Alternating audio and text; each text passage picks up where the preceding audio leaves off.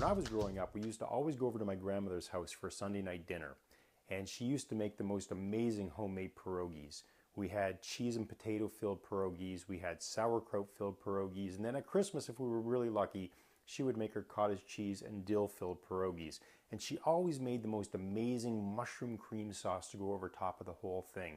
It was truly a feast. My grandmother's identity was her food. She understood the power that food had to bring a family together, but she also understood the harm that food could do.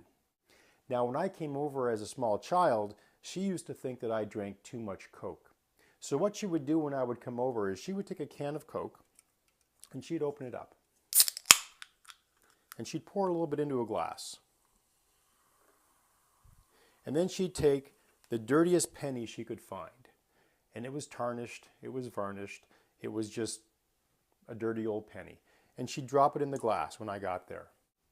After a few minutes, my grandmother would ask me to take the penny out of the glass. And when I did, the penny always came out almost shiny and new. And she'd say, imagine if Coke can do that to a penny, just think about what it can do inside your stomach. My grandmother was onto something. Even though my grandmother made the most amazing homemade dinners, every other part of her diet was made up of processed foods. She understood the problems with the more obvious processed foods. What she didn't understand were the hidden dangers in all of the other not so obvious processed foods that she was consuming every day. She understood that processed foods were a problem, she just didn't truly understand why. Diets fueled by processed foods are the leading cause of chronic disease. My grandmother unfortunately died in a nursing home due to complications from chronic disease, Alzheimer's and dementia. My father is currently dying in a nursing home and will die from complications of Alzheimer's and dementia.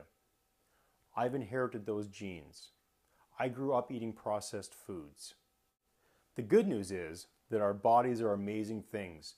They respond very favorably to positive change. What my grandmother was trying to teach me all those years ago was to pay attention to my food.